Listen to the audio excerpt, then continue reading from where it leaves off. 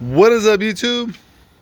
Here she is, almost done. I was gonna wait until I got some bar tape from my local bike shop, but they have it back ordered for a while now, so I figured I'll do the video without it and go from there. So if you remember correctly, this was my $300 mountain bike challenge that had to put a stop on it because they're 700C wheels.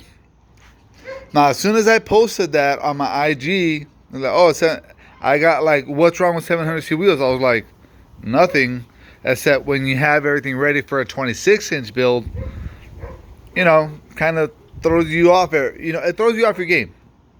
Obviously, I couldn't put 26-inch wheels on this because the brakes wouldn't fit, and probably the bottom bracket would hit. I'm sorry, the cranks would hit.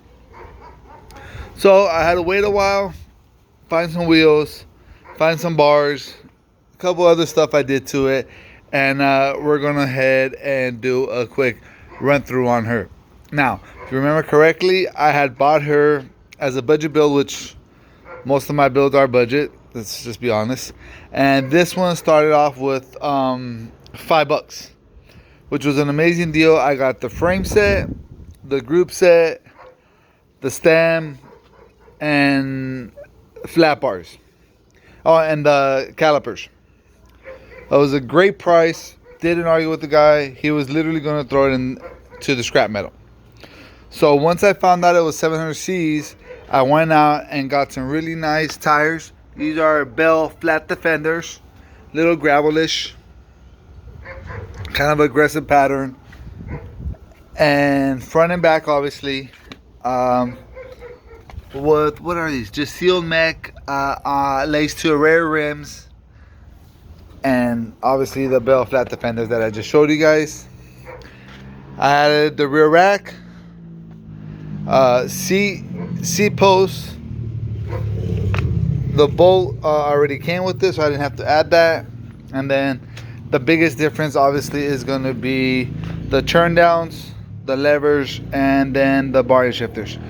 I did have a set of road bike levers and brake combos, but for this particular build I thought the bar ends would be more appropriate and it would keep my cost down. So let's go ahead and do a run through. So once again, $5 frame set and everything that I just mentioned. The rear rack, I usually get them for about $5 to $10. This one I paid $5 for it, so now I'm in the bike for 10. Seat posts, I had it, but I would probably pay around 10 to 15 bucks for it. It does have a little rip right there, so I'm gonna go for another 10 bucks. So now I'm at 20. The bars, turn out bars are fairly cheap. If you go to like a swap meet or anything like that, a flea market, you can literally pick up bars for like $5. Like, I will sell bars for $5 all day long, and that's usually my standard price. So what is it? 5, 10, 20, 25. The levers, they're kind of, they're kind of worn. They've seen better days. So I would probably pay $5 or $10 at the most. So now we're at, well, I need to keep track of this. 5, 10, 25. So let's just say 35. The bar and shifters, I was not aware how expensive they have gotten. I was lucky enough to pick these up for $10. But, if you could find the bar and shifters for $10, like, jump on them because they're getting really, really pricey nowadays.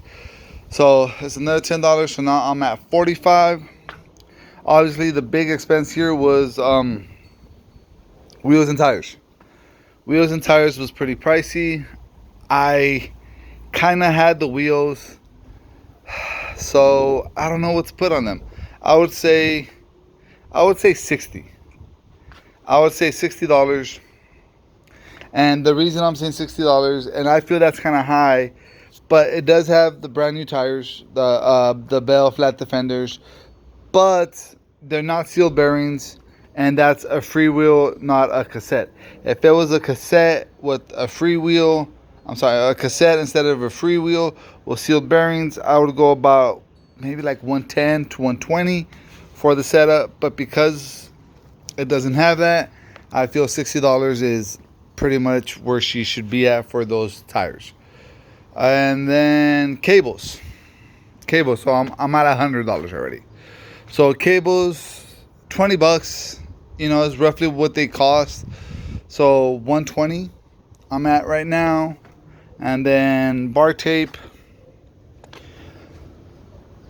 So I just wanted regular foam bar tape, which is usually $5 to $10, but no one has it right now, and the people who do have it are charging, $15.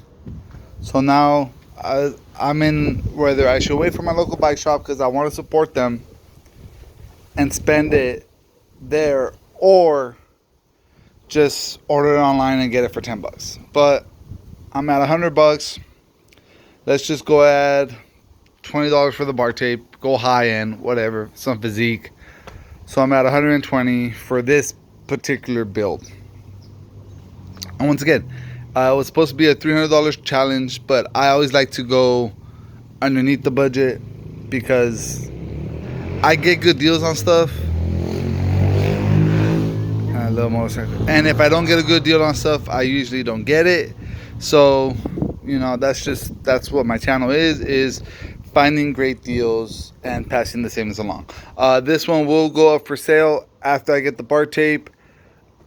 I don't know how much I'm going to ask for her yet, but for right now, this is how she sits. And it is a Shimano drivetrain Exchange 300 triple crank, the front derailleur, rear derailleur, 7-speed in the back, cantilever STP brakes, STP? SLX, sorry. Brakes. And once again, another reason why I went with the turn downs is because they're cantilevers. So I could have these short range brake levers, and they work. If they were V brakes, I don't recommend running this setup because the brakes won't work as good, because from what I understand, most V brakes need a long pull instead of a short pull, and most road bike levers are short pull. So before you do this to any regular hybrid, make sure the brake setup will work with whatever you're going to run, because you can make the gears work, you can make the tires are going to fit, you'll have plenty of room. Once again, I'm running 700 by 35s, and you could tell I still have plenty of room right there to 38s. I got plenty of room right there for fenders or whatever I need to run. But if you can't get your brakes to work, then you're gonna have a bad day when you need them to work. So $150. This is what it got me. I'm still gonna build a $300 challenge bike probably after I clear out some room in my garage. So for right now, Yard Show Cycles out.